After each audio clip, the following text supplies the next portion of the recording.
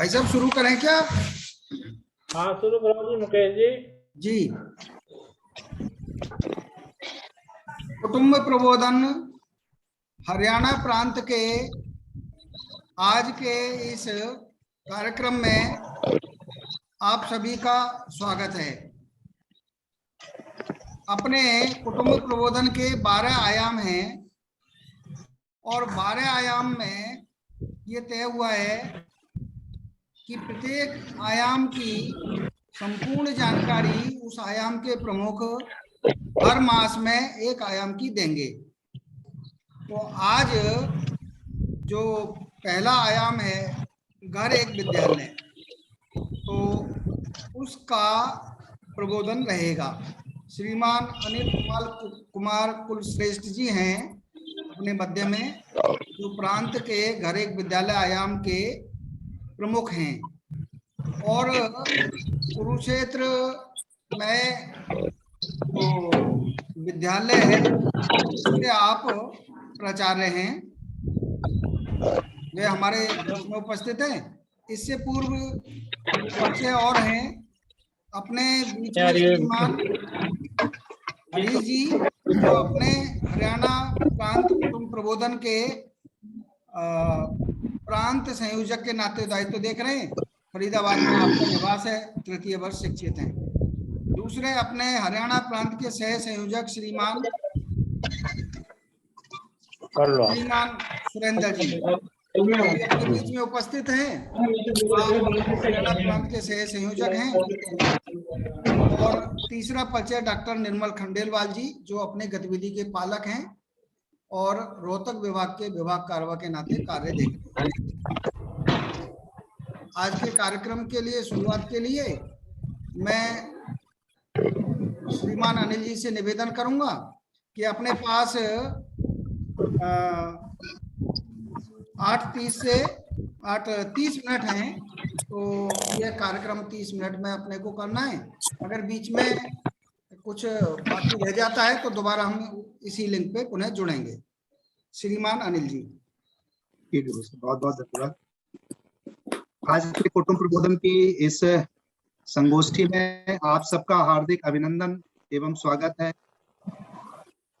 मान्यवर श्री जी, सुरेंद्र मोहन जी, डॉक्टर जी और कुटुंब प्रबोधन गतिविधि से जुड़े हुए प्रांत के सभी कार्यकर्ता बंधु भगिनी, जैसा कि श्री मुकेश जी ने बताया कि घर एक विद्यालय यह कुटुंब प्रबोधन गतिविधि का एक आयाम है और इस पर हम आज बातचीत करने के लिए यहाँ ऑनलाइन माध्यम से जुड़े हुए हैं।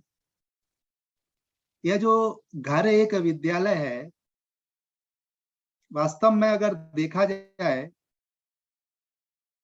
तो ये अपने इस कुटुंब प्रबोधन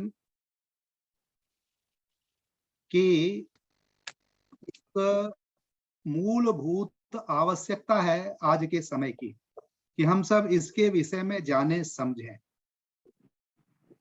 और आवश्यकता इस कारण से भी है कि आज की जो परिस्थिति है हमारे समाज की, हमारे परिवारों की, यह अपनी जो आज से 50 साल पहले, 30 साल पहले जो परिस्थिति थी उससे भिन्न हो गई है। परिवार में बच्चे का लालन पालन वह माँ के हाथों से होता है, यह हम सबको सुविदित है। लेकिन जैसा कहा गया है, तुलसीदास जी ने रामचरितमानस में कहा, बिनु सतसंग विवेक न होई, राम कृपा बिनु सुलभ न सोई।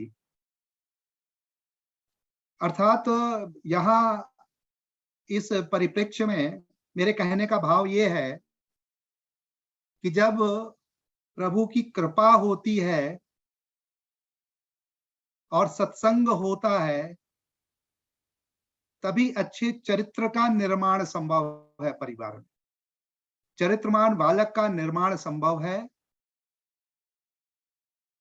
और दूसरा, जो सत्संग का मूल है, वह सब प्रकार से सिद्धि है, वह उसका फल है।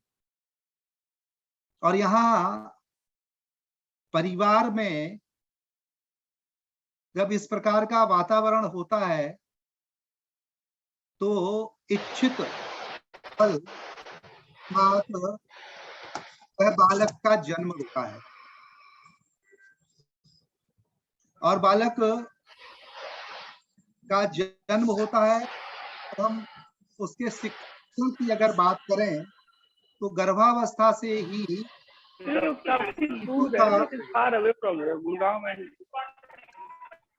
शिक्षण प्रारंभ हो जाता है। तो अब इनसे उसको मुझे जिस पता प्रकार चला, का मैं कल वातावरण चेक मिलता करूंगा, है, बढ़िया लगेगा तो सप्ताह में एक आधा दिन वैसा ही उस पर संस्कार होता है। गर्भावस्था से लेकर के 5 वर्ष की आयु तक संस्कारों पर विशेष ध्यान देना आवश्यक है। अब जब हम घर एक विद्यालय की बात करते हैं तो घर केवल ईंट, मिट्टी, पत्थर से बनाया हुआ मात्र कोई भवन नहीं, उसमें जो रहने वाले लोग हैं उनसे वह घर बनता है।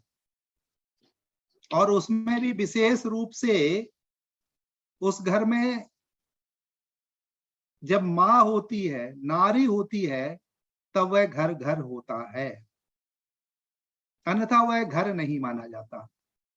यहीं से प्रारंभ होते हैं उस घर की महत्ता।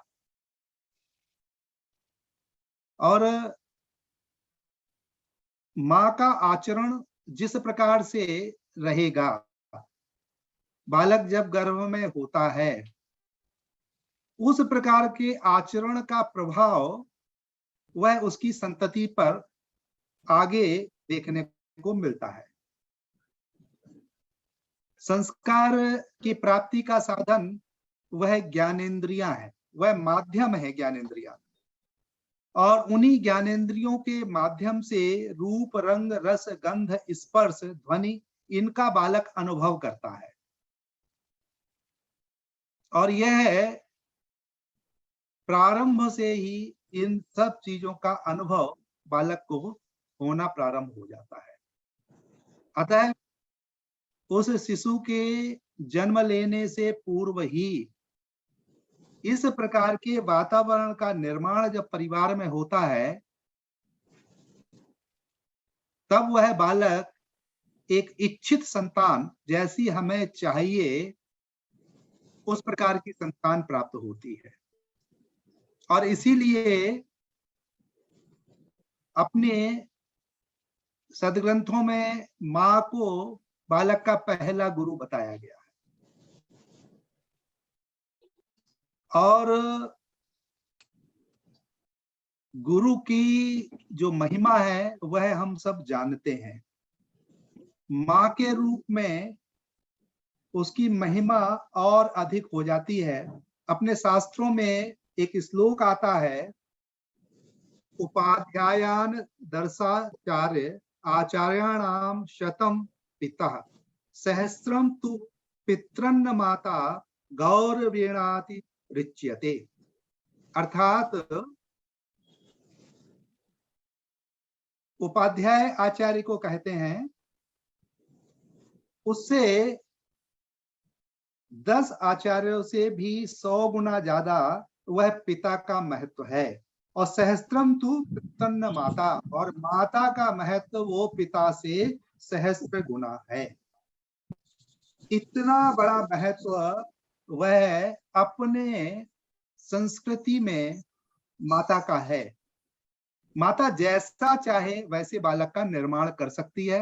हमारे यहाँ बहुत सारे उदाहरण इस बात के मिल जाते हैं कि बालक का निर्माण माता के हाथों से किस प्रकार से हुआ है, चाहे वह शिवाजी का हो, चाहे महाराणा प्रताप का हो, चाहे कृष्ण का हो, चाहे राम का हो।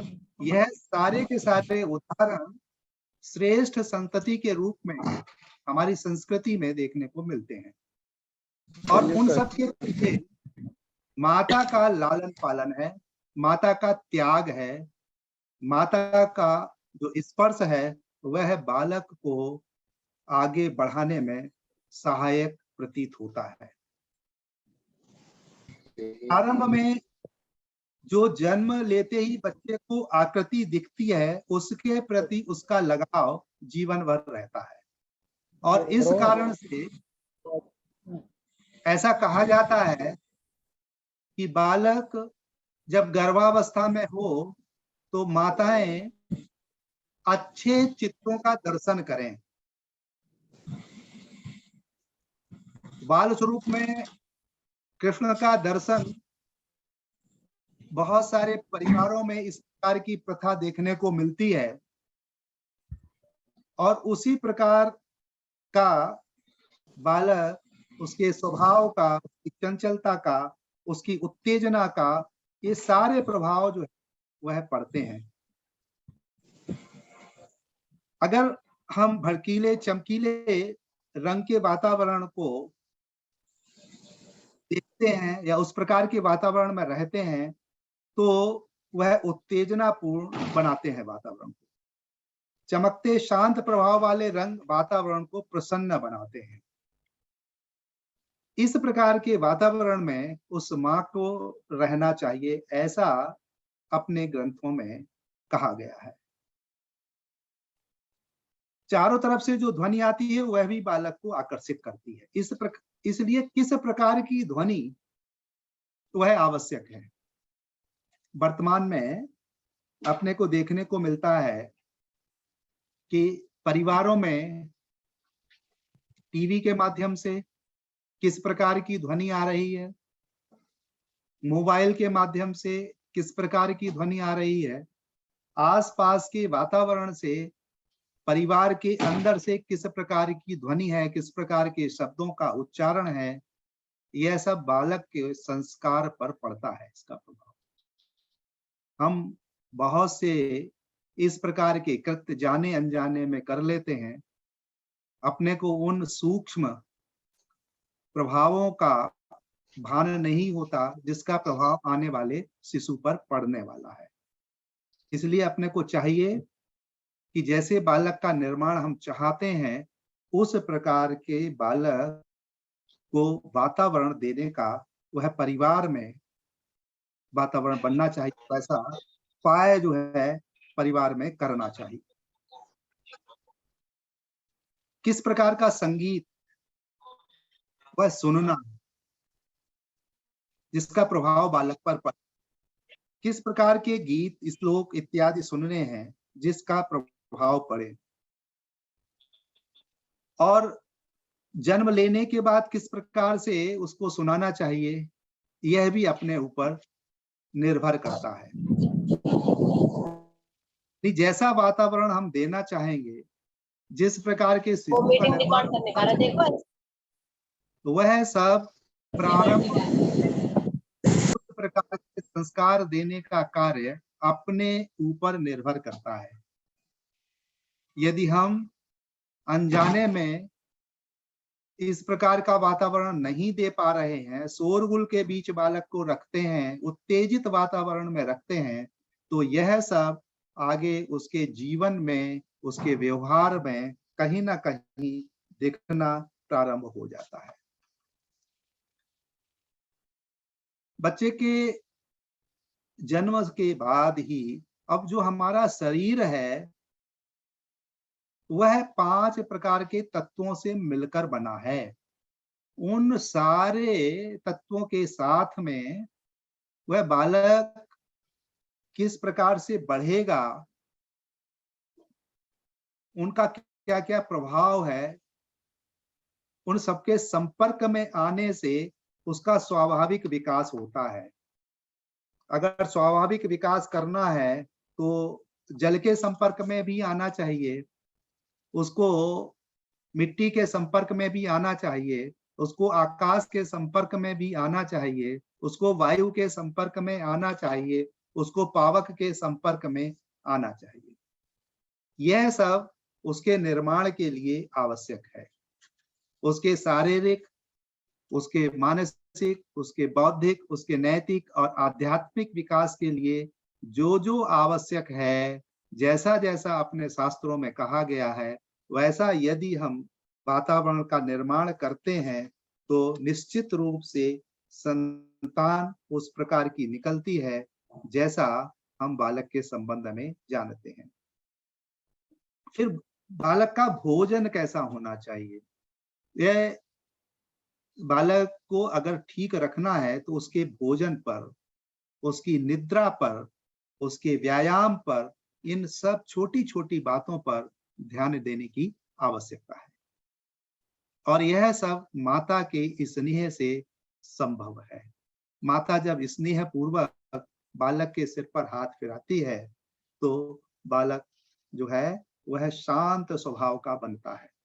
आंचल से लगा करके जब दूध पिलाती है तो वह माता की भावनाओं को, उसकी संवेदनशीलता को बालक के अंदर पहुंचाने का प्रयास करती है इस माध्यम से माता, और वह बालक उसी प्रकार से संवेदनशील बनता है।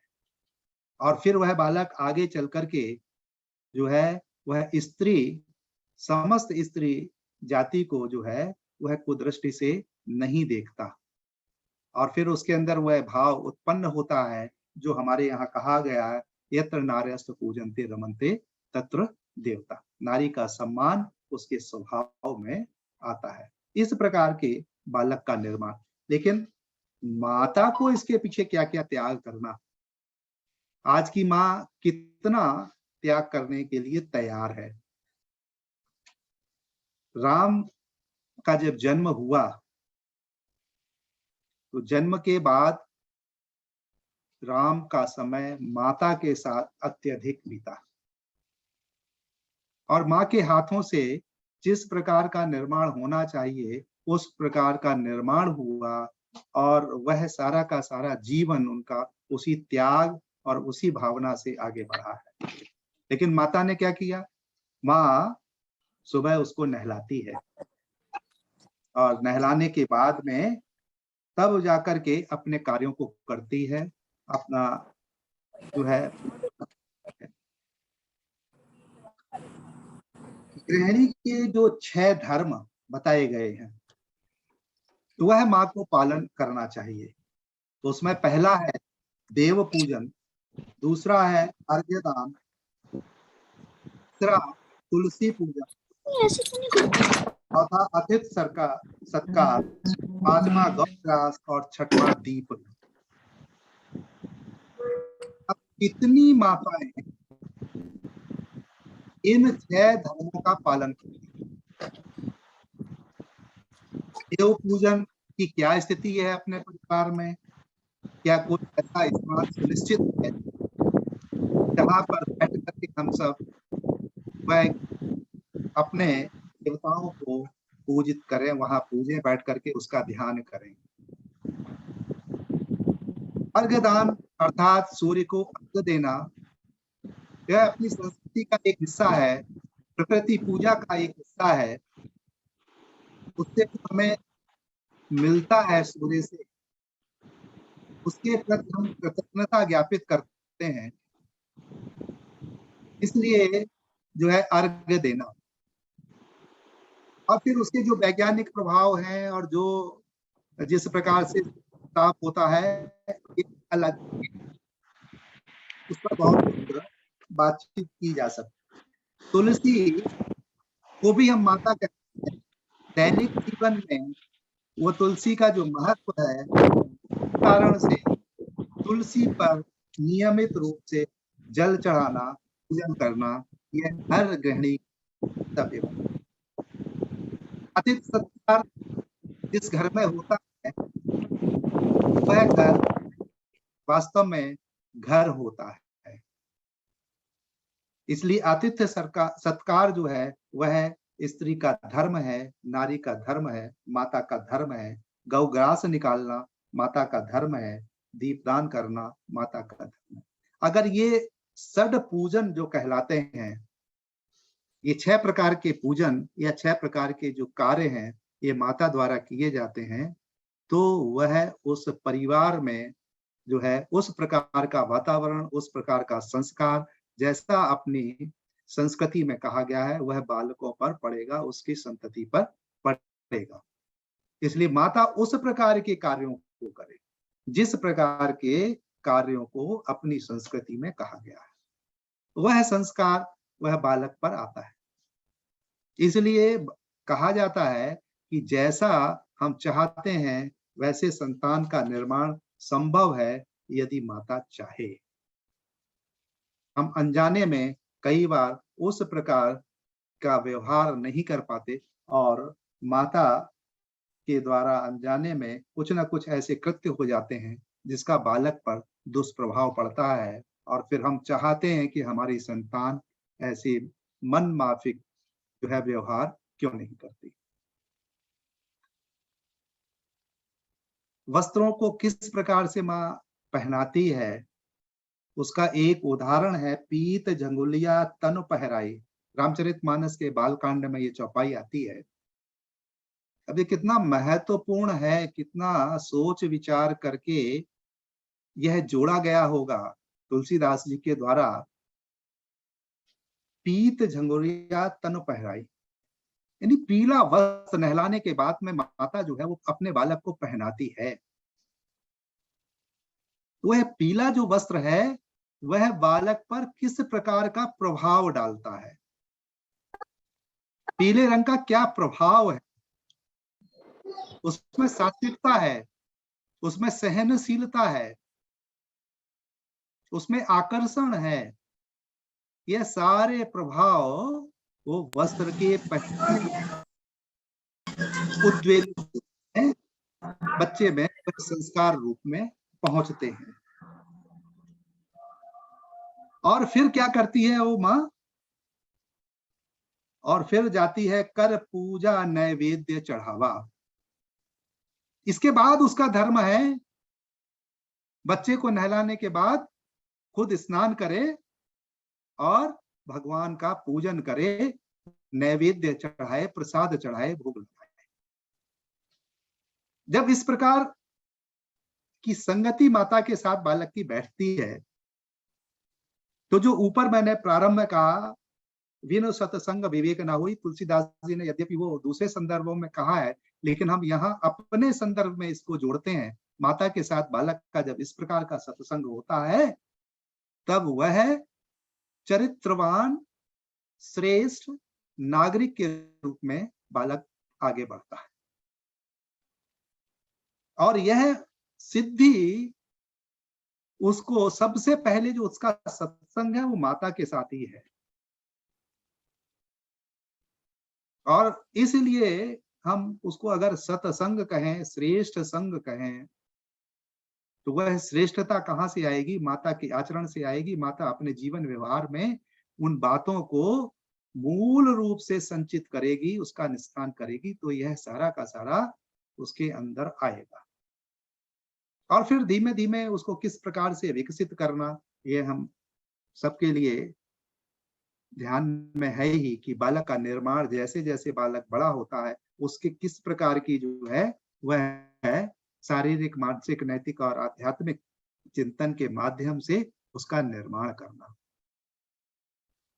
और इसलिए उसके भोजन, उसके वस्त्र किस प्रकार के होना चाहिए, किस प्रकार से उसको किस किन प्रकार के खेलों से उसको जोड़ना चाहिए जिससे शारीरिक और मानसिक विकास दोनों हो। अब समस्या ये आती है कि बालक को हम प्रारंभ से ही खेल कौन से, मोबाइल के खेल, और वह मोबाइल का खेल हम उसको दे देते हैं। उससे मोबाइल के खेल से ना उसका शारीरिक विकास हो रहा है ना नैतिक विकास हो रहा है। अपने को ये ध्यान में रखना चाहिए कि हम उसके उस प्रकार का अगर विकास हमको चाहिए, हम कहते हैं कि जो है हमें अच्छा बालक प्राप्त हो, अच्छा निर्माण हो बालक का, संतान अच्छी हो, तो उस प्रकार से हमें उसके भोजन का, उसकी निद्रा का, उसके व्यायाम का, उसकी सात्विकता का यह ध्यान रखना होगा। भोजन और निद्रा ये दोनों महत्वपूर्ण हैं। तो जब निद्रा महत्वपूर्ण है तो निद्रा का स्थान महत्वपूर्ण है। जिस प्रकार से वह हम देखते हैं कि माँ अपने संसर्ग में ही रखती है, कोई भी काम कर रही होगी झूला डाल करके बच्चे को पास में सुलाती है। अब हो सकता है आजकल के वर्तमान परिदृश्य में ये सारी चीजें बदल गई हों, अब नहीं लगता है कि इस तरीके की भाई साहब स्थिति 1.5 रहती मिनट का होगी। समय दिखा रहा है, कृपया ध्यान ठीक है रखें। भाई साहब, हाँ हाँ। तो यह जो हमारा व्यवहार है ये हमें ये बताता है कि हम किस प्रकार से उसके साथ संसर्ग करें जिससे उसका संस्कार का निर्माण हो। संसर्ग से संस्कार का निर्माण होता है और ऐसे निर्माण से ही हमें अच्छी संतान वह आगे चल करके देश को अच्छा नागरिक प्राप्त होता है। और माँ के संसर्ग में रह करके बच्चा जो है वो अपने आप को सुरक्षित समझता है, यह भी अपने को ध्यान में रखना चाहिए। इसलिए माँ जब तक बच्चा 5 वर्ष का है तब तक उसका साथ वो माँ के साथ होना ही चाहिए। और कहा भी गया है लालियेत 5 वर्षाणि 10 वर्षाणि ताड़ेत प्राप्ते तु 16 वर्षे पुत्रम मित्रम समाचरेत।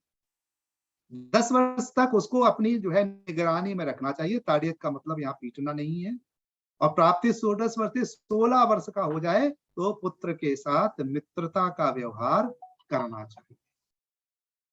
जब 16 वर्ष तक इस तरीके से देखभाल हो जाएगी तो फिर जो है अपने को किसी प्रकार की चिंता करने की आवश्यकता नहीं है।